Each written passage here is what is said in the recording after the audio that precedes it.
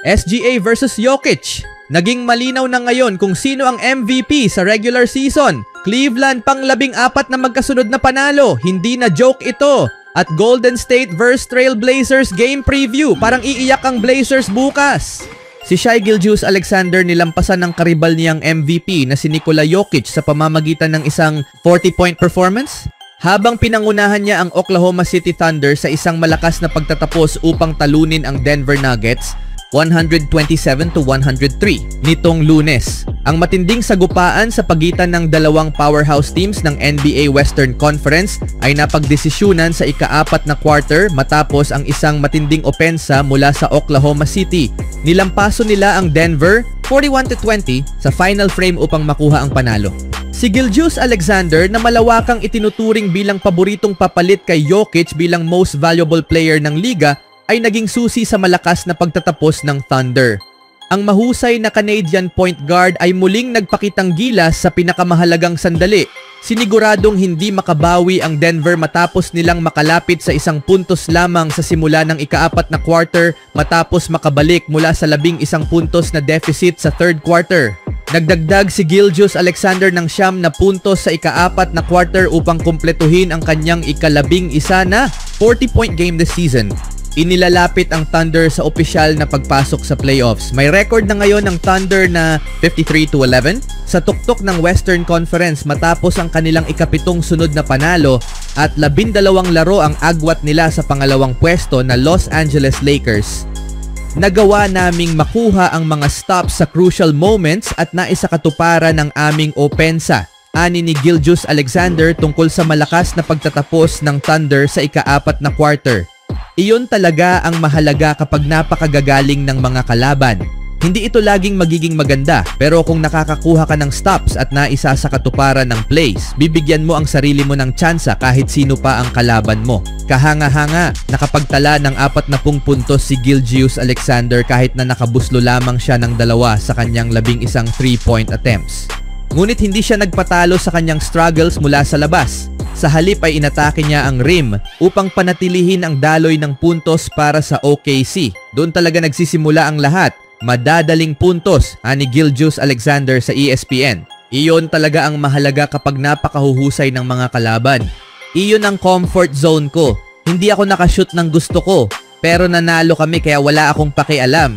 Samantala, hindi niya pinansin ang hype tungkol sa kanyang matchup laban sa reigning MVP na si Jokic. Ang Serbian star na pumasok sa laro na may dalang kasaysayan matapos magtala ng triple-double na 31 punto, 21 rebound at 22 assist sa panalo kontra Phoenix Suns nung Sabado.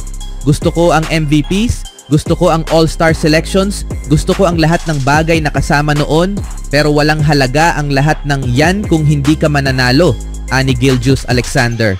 Doon ako nakatutok.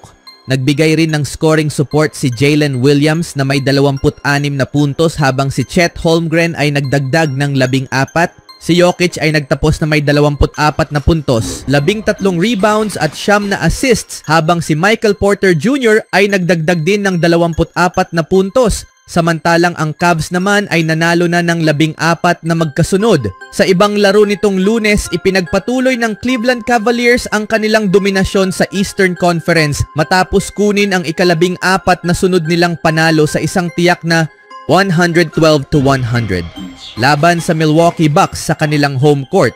Lahat ng 5 starters ng Cavaliers ay nagtapos na may double figures, pinangunahan ni Max Strus na may 17 puntos.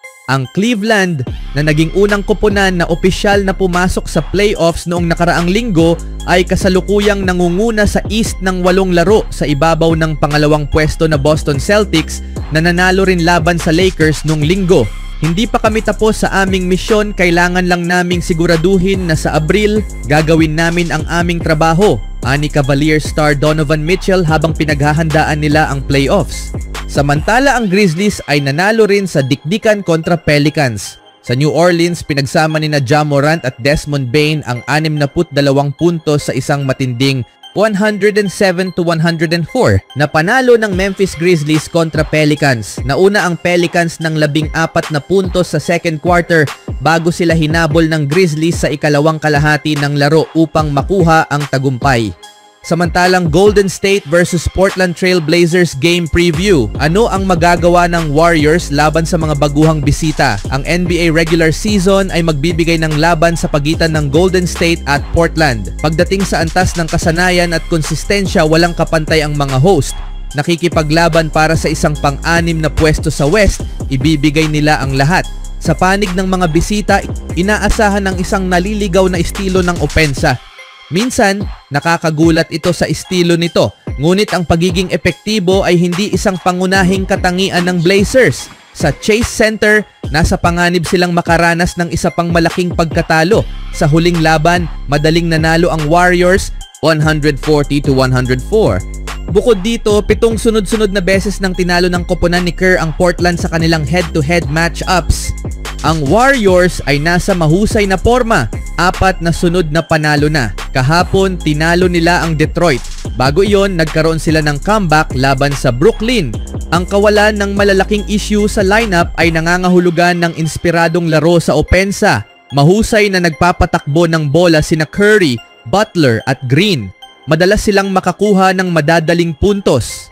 Hindi natin itutuon ang pansin sa opisyal na istatistika ng opensa para sa buong season dahil nagbago ang istruktura ng kanilang galaw isang buwan na ang nakalipas. Isa itong bagong anyo ng Warriors. Sa halip, tingnan natin ang depensa. Sa aspetong ito, ikasyam ang Golden State with 111.2 points allowed per game. At ang aspetong ito ang dapat makatulong sa mga kritikal na sandali laban sa Portland. Dagdag pa rito, dapat pansinin ang klasikong istatistika ng koponan ni Steve Kerr pagdating sa assists na 29 na pangatlo sa liga. Ang bola sa opensa ay hindi lang mabilis na iikot kundi pati na rin hindi madaling basahin. Sa kanilang home court, maaari silang muling magpakitang gilas. Lalo na dahil hindi matibay sa depensa ang kalaban. At si Curry ay madalas mag-init. Kahapon lamang nakapagtala siya ng 32 puntos. Habang ang mga manlalaro ng Portland naman ay paminsan-minsan nagpapamalas ng magagandang laro tulad ng laban sa Cleveland, 129-133. Gayunpaman sa mga kamakailang laro, hinarap ng Blazers ang matinding realidad. Ang kanilang kawalan ng karanasan ay nagdudulot ng mas malalaking pagkatalo. Laban sa mga malalakas na kalaban tulad ng Boston 118-128 and Oklahoma 89-107. Wala silang nagawa.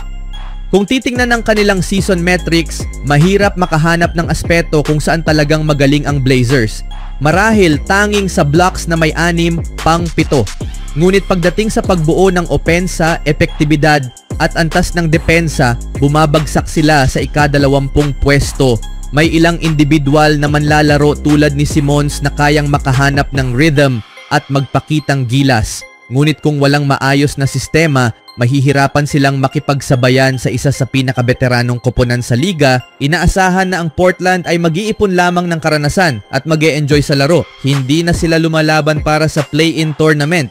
Sa labanang ito, malinaw na paborito ang team ni Steve Kerr. Napakahusay nila sa opensa na perpektong babagay sa kahinaan ng depensa ng Portland. Ang home court factor ay maaaring makapagpataas ng kanilang 3-point shooting percentage, lalo na laban sa Blazers na mahina sa depensang ito. Maaring magkaroon ng sagutan sa ilang bahagi ng laro dahil madalas hinahayaan ng Warriors ang mga kalaban na makahanap ng shooting rhythm. Gayunpaman, hindi inaasahan ng Warriors ang anumang madaling shot sa ikalawang half. Anong masasabi nyo sa laban na ito mga kaibigan para sa Warriors?